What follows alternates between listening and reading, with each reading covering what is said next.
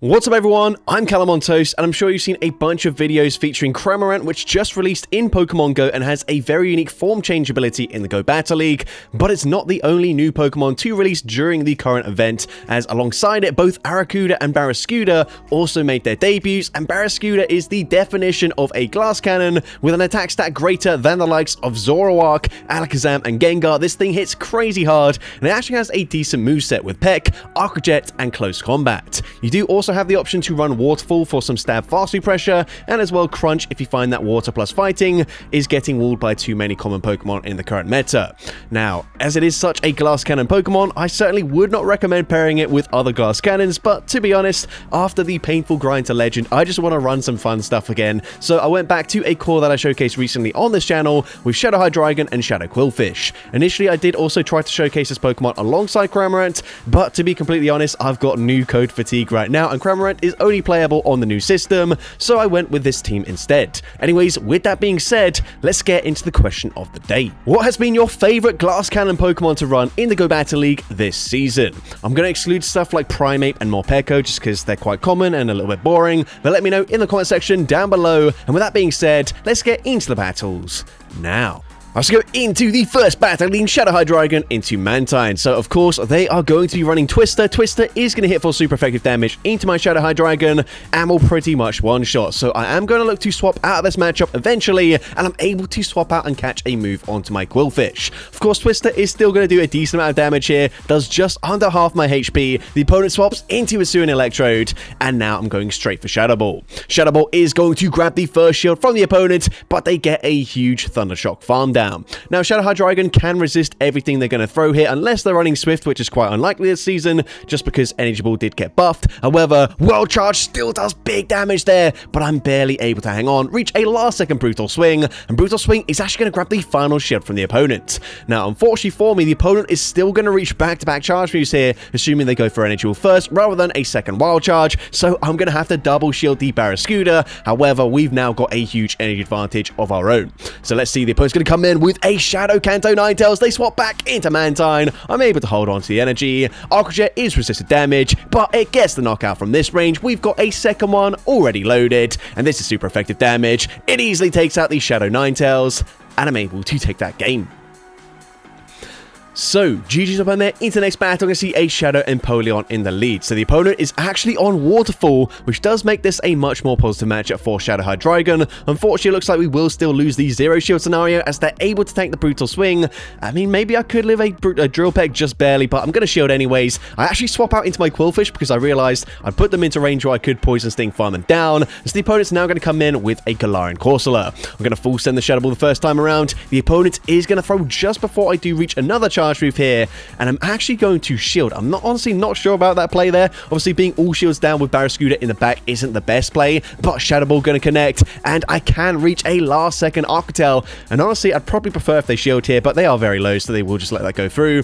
They're now going to come in with a Florges, and honestly, if they've got Trailblaze, this is already game over. But if they don't, maybe we still have a slither of hope. So we're going in with the Barraskewda. I swap out. I try to catch a charge move, but wait a second. The opponent is committing to a full fast move farm down here. We go for Brutal Swing. Of course, you can see I'm not running Fly, but then they swap out, so I deliberately stop attacking. That allows me to come in, get the Peck farm down, leave with an Aqua Jet loaded, and Aqua Jet into Florges, gets the KO there. And the opponent, honestly, they kind of threw that game there, but honestly, like, Barraskewda, new Pokemon, not really sure what to do with it. But anyways, into the next battle, we're going to see an Alolan Sandshrew in the lead. Now, I'm going to be honest, like, for whatever reason, whenever I run this court of Hydreigon and Quillfish, I seem to see this Pokemon, which is kind of crazy. I've only seen it twice, but, you know, like, still, honestly, like, a really crazy thing to see several times. But anyways, we're going to see a Galarian Corsola, and we're able to reach a Shadow Ball and the Arcatel, which is going to grab a shield advantage. And whilst Hydreigon isn't going to tank it very comfortably, I can live a Power Gem here. So I'm going to no-shield this, and then commit to the Dragon Breath farm down. Now going to swap out into Barraskewda, and the opponent is going to stay in. They're going to fire off the Night Slash, which honestly we won't tank very comfortably, so I'm going to shield that. And now they come in with a Man-Tyke of all Pokemon. So crazy that the couple of times where I've run this team, or at least this Court of Hydreigon and Quillfish, we've come up against an Alolan Sandshrew and another random baby Pokemon in the backline. And unfortunately, this Pokemon is going to completely wall my energy. So I swap out into Hydreigon. I try to snipe with a Brutal Swing, but they're just barely able to reach that Airy Lace just before we get there. And as a result, honestly, I might have still had some play here if I just threw once I got to 100 energy, but I think I would have then needed to bait, and the opponent, they might have called the bait there. Either way, unfortunately, I tried to commit to a full farm down. I lost track of their energy, and unfortunately, I lose that game. But GG's to opponent there. Into the next battle, I'm going to see Mantine in the lead this time around rather than the Man-Tyke. And again, we're going to go straight for the Brutal Swing. We will outpace them here by a single turn, and then I expect the opponent to overfarm just a little bit. And again, I'm able to swap out and make the catch onto my Quillfish. But again, Twister is still going to do just under half our HP. They now swap out into Thievul. I'm going to throw at the last second here and then fire for an Arc Tail. Arc Tail is actually going to put them into range where hopefully I can just shield once and potentially go for a full Dragon Breath farm down. But of course, they just gained access to Icy Wind. Icy Wind is going to debuff my attack stat, so will I be able to go for a full farm down? It's going to be super close here. We get the farm down. Yes, we're able to do so. That is huge for me, and now we've got a lot of energy. Of course, I am still debuffed. However, Brutal Swing from this range should threaten a shield here, and we might even grab both shields. If I'm able to grab both shields, clearly they are weak to the Hydreigon in the back, but I'm just going to swap out straight away into Barraskewda, and actually they've got a Diggersby in the back, so honestly quite a strange double shield there, just because Diggersby can sponge that damage pretty easily, and even more strange, they go straight for a Fire Punch. Now, you know what? We're going straight for Close Combat. Close Combat does not actually get the KO. That is obviously non-stab, but it does put them into farm down range. Honestly, that was much closer than I thought it was going to be, but an Aqua Jet will get the knockout, and so I'm able to take that game. Into the next battle, and by the way, I faced this trainer a couple of times, so usually I will use the Quillfish as my safe swap. However, I know their team. I realize I don't really have much play into their team whatsoever, as it is just going to be a toxic fast move beatdown team, as they've got, I believe, Gastrodon and Carbink in the back. So at this point, we've grabbed the shield advantage. That's honestly the best we can do. However, they have not yet seen that I'm on Flash Cannon on my Shadow Hydreigon, so potentially that could be my win condition. Now, unfortunately, I don't think an Arc Tail quite gets the knockout from this range, so I am going to use a shield here. I'm then going to look to overfarm. Of course, these Bug Bites are resisted, but they've just dropped my defense, so they're actually kind of chunking, so I don't overfarm too much. Arc Tail does get the knockout from that range, and it is going to be the Carbink in the back, so you know what? We're just going straight for it here. Do they respect the damage? Surely not. Flash Cannon! No, they end up shielding, and even worse, we actually get to a departing Brutal Swing as well. If I baited there, we actually get the knockout, which is so frustrating, but it is what it is. Obviously, I already faced this trainer once with this team, lost even harder than this, but here I'm still going to try and play this out. Honestly, there's not really any point because they can just swap back into the Gastrodon. Shadow Ball is not going to get the KO, but we don't even get there in time, and unfortunately I lose that game. But GG's opponent there into the next battle, Carbink in the lead this time around. So we're going to be swapping out straight away into our Barraskewda again. And this time around, actually, not that bad, as we're going to see a Ludicolo. Where, of course, I'm hitting for super effective damage with the Pex. I go for a bait there just because if I close combat, they can probably just Astonish farm me down. Whereas now, they're forced to throw some energy. And whilst it is just a Weather Ball there that's resisted, it still gets the KO. But they farmed up quite a lot. This could be a potential Ice Beam. So I shield, and it is the Ice Beam. Now here, of course, if I throw a charge move, they are much more likely to put up a shield with their Carbink, so instead I'm just going to bank the energy, and here I see the opportunity. I need to grab the final shield from the opponent, and I should be able to do that with a Shadow Ball from the Quillfish, so we get that final shield. Unfortunately, they're not quite in range, but a Brutal Swing will get the knockout. However, I can actually farm up to a Brutal Swing and a Flash Cannon, so I'm going to throw as late as possible here, farming up to 100 energy. Brutal Swing should now get the KO from this range, and it does exactly that, but we've got that Flash Cannon loaded. This is double super effective. Flash Cannon one-shots the bulky Carbink. That is so satisfying to see, especially after losing that previous battle to the shield of that Carbink. But into the next battle, GG's to that trainer, we're going to see another Mantine in the lead. So once again, going to play this out exactly the same as the previous times, go for a Brutal Swing, and then potentially look to swap out and make a catch. However, they do throw slightly earlier this time around, so we are going to shield the Twister. They then swap out into a Shadow Machamp, which is really cool to see. I'm actually going to shield here because they farmed up to a rock site and they do full send. Now, rock site, of course, just going to hit for neutral damage, but into Quillfish, that's basically going to get the KO. Now, here, this is just a cross chop, however, so I'm going to go for a slight undercharge. This should now allow me to go for a full farm down. Of course, I'm still resisting their fast food pressure, and let's see what they want to do. The opponent is thinking about it. They're going to come in with a second fighting type. This time around, it's going to be a primate. So I go straight for Aquatel. I'm then going to swap out into my Barraskewda. And this should just force them to full send a close combat. If they don't full send here, Rage Fist actually barely doesn't get the knockout. That is quite big for me because now Aquajet should be grabbing the final shield. However, they can't go for a Rage Fist into my Shadow Hydreigon as it is resisted damage. Well, maybe they could actually, but we're going to go for a Brutal Swing. The opponent does not throw the close combat. They don't get there in time, which means Brutal Swing gets the KO, and we can actually reach a charge move on the CMP tie, I believe, with the Mantine. Brutal Swing would get the knockout, so the opponent just concedes the match. So, GG's won there into the next battle. We're going to see a Pangoro in the lead. So, we're going to be swapping out into our Quillfish. We're met with a Grumpig, but we've got coverage in Shadow Ball. But I'm actually going to bait here because they should know about the Shadow Ball coverage by now. So, we grab the shield. And this is going to force the opponent to not go for a full farm down. Otherwise, they're still going to be hit with a Shadow Ball. So, we force their energy pretty much straight away there, which is quite nice for me because it means they're not going to reach a Dynamic Punch into Hydreigon.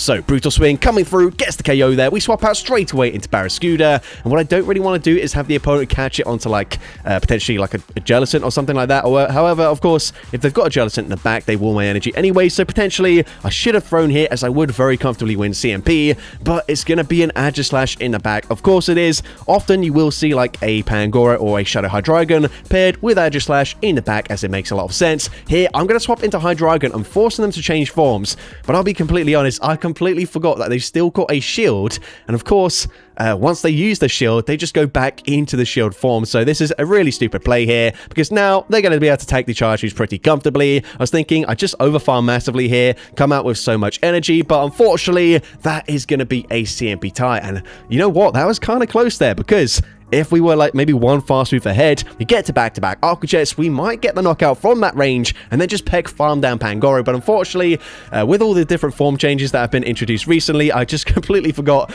that they turned back into the shield form after using a shield and that they still had a shield in play. But anyways, into next battle, GG's to the previous trainer. We're going to see a Shadow Dusknoir in the lead. Now, it's kind of depressing just how much fast move pressure they're applying here with resisted Astonishes, whilst of course our Dragon Breaths are neutral, but we're going to fire off a second Brutal Swing. We can barely outpace them to the charge moves here, and the opponent is going to overfarm and just barely get to another move here before we can throw ours. So we come in, we get the peck farm down with Barraskewda, and let's see what they want to do. The opponent's going to come in with a Corviknight, which is absolutely fine with me. I can now look to overfarm a little bit, fire off the Aqua Jet, and Aqua Jet is going to deal decent damage there. It should just barely two-shot them. And if they don't full send a payback, Air Cutter, not quite enough damage to get the knockout. They now swap out into a Azumarill, but that is perfectly fine with me because we've got one of the best answers in the form of Shadow Quillfish. We're going to completely wall everything they can possibly throw. However, just in case they do farm up to a Hydro Pump, I don't think the opponent is going to be reaching a payback or even an Air Cutter with the Corviknight if we go for a full farm down. So you know what, we might as well shield, and it is the Hydro Pump. Honestly, I'm not that confident that we survived that with the Quillfish, but it doesn't really matter now as we shield it. Shadow Ball gets the KO up against the Corviknight, and I'm able to take that game. So, GG's up on there. Into the next battle, I'm going to see a Shadow Alola Ninetales in the lead. So, of course, awful lead matchup for me. Going to be safe swapping into Barraskewda. Unfortunately, even though we're playing on the old code, which I do find is actually slightly more consistent than the new code, at least these days, currently anyways. But unfortunately, we're not allowed to swap out straight away there. So, we do tank a Powder Snow before I swap out. And unfortunately, I think this is just going to be another like double Mud Slap fast move pressure team in the back line. So, the opponent does at least allow me to reach a Brutal Swing. However, I don't really think that helps me an awful lot because we're gonna have to swap out anyways, and if it is double Mud Slap, they've just saved their shields, they've still got the alignment, and yeah, there's just not much we can do here whatsoever. Potentially, of course, I grab both shields with my Aquatails. I can somehow get like a crazy farm down with my Hydreigon and go for a Flash Cannon. But yeah, that's just not going to happen, is it? So we go for an Aquatail number 2. And actually, they're able to hang on there. But even if they didn't, they could just Powder Snow farm me down from that range. So yeah, there's no point shielding here. We still got 2 shields. There's not much we can do with them. So we're just going to let that go through. And we lose that game. But GG's to opponent there into the next battle. Going to see Thievel in the lead. Now here I make a pretty significant mistake. Of course, I'm not running Fly, but I might as well have just thrown just before they reach the Icy Wind anyways, because they're probably going to shield that, because now they can debuff my attack stat, and because we've now gone for a Brutal Swing whilst we're debuffed, we don't quite put them into range where we could have farmed them down. Whereas if we went for the Brutal Swing before they throw the Icy Wind, even if they know shield, they put themselves into range where I can Dragon Breath farm them down. So of course, big mistake on there, on that end there, but we're going to see a Rage Fist coming through, which we're able to tank, not super comfortably, and unfortunately they will be able to farm me down, but we're now at back-to-back Aqua Tails. So do they go for the farm down? Oh, sorry, we weren't quite at back-to-back Aqua Tails, but either way, they're going to go for a Rage Fist. However, we can now come in with our Barraskewda. We're going to take a lot of damage from the Karate Chops, but these pecs are absolutely chunking. So of course, I'm going to use my final shield as they fire off the Rage Fist, and their final Pokemon is going to be a Clodsire, so I farm up to back-to-back Aqua Jets, but Hydreigon is pretty close to a move. So Aqua Jet is going to connect. It does big damage. It puts them into range where Brutal Swing will pretty much get the knockout. So at this point, even if they're on Sludge Bomb and they farm up to back-to-back charge moves, we've still got the move on the Barraskewda anyways, but they're not able to get there in time, which means we get to Brutal Swing number 2, we get the knockout, and I'm able to take that game. So, GG's opponent there into the next battle. We're going to see Talonflame in the lead. The opponent's going to be safe swapping into Dewgong, and I take ages to swap out there because I was thinking, Barraskewda, we've got close combat, but honestly, it's probably not that comfortable of a matchup. However, this is even worse for me because we swap out into Qwilfish, where Drill Run is super effective. So honestly, what am I doing here? Like, we are basically giving the opponent the opportunity to get back into this game. However, I'm thinking, like, we don't necessarily need Switch Advantage because we've got 3 Pokemon that can deal with the Talonflame relatively comfortably here. So we go for a Shadow Ball. If I baited just once there, I could have actually outpaced them to another Shadow Ball before they get to the Drill Run. So instead, I swap out into Barraskewda, and here I'm going to full send the close combat. They actually swap out, they catch it onto Azumarill, which not ideal because that is resisted damage, and they're able to bubble farm me down just before I reach a departing Aqua Jet. Now, Qwilfish is going to resist the damage from the Azumarill here. However, it's not going to be that comfortable. So the opponent, I think this is just going to be an Ice Beam here. Ice Beam is not going to get the knockout here. I don't know why I overfarmed. This is such a strange play. But either way, Shadow Ball coming through, gets them low. That might actually be Dragon Breath farm down range. They swap back into Dewgong. We're forced to throw straight away as they were 1 away from the Icy Wind. They come back in with the Talonflame. And here, can we deal enough damage with the Dragon Breaths, with the Brutal Swing? It's going to be super close. Brutal Swing doesn't quite get the knockout. Obviously, if I had Fly, that would KO. I did check after this battle. Flash Cannon, whilst it is resisted, would do like 2 more damage, and I don't think they were quite at 2 HP, so even if we went for Flash Cannon, we still would have lost that game anyways, but we honestly lost that game when we hesitated and came in with the Qwilfish up against the Dewgong. But anyways, we're going to see a mirror lead. The opponent is going to allow the move to go through there. As you see, my Hydreigon IVs are not very good at all, so we probably comfortably won CMP there. Now we're going to see a Shadow Camerupt in the back line. At this point, I'm going to look to shield here as I can grab the final shield from the opponent as the opponent fires off a Rock Tomb. And like I mentioned earlier in this video, if you see like a Shadow Hydreigon or like a Pangoro or something in the lead, a glassy Pokemon that is very weak to the Fairy typing, it is often going to be a Aegislash in the back. So at this point, I'm going to look to overfarm massively. I'm firing off the Aqua Jet. Of course, this is going to get the knockout up against the Shadow Camerupt, and the opponent has 0 fast food pressure with the Aegislash, and they have no shields remaining, so they just concede the match.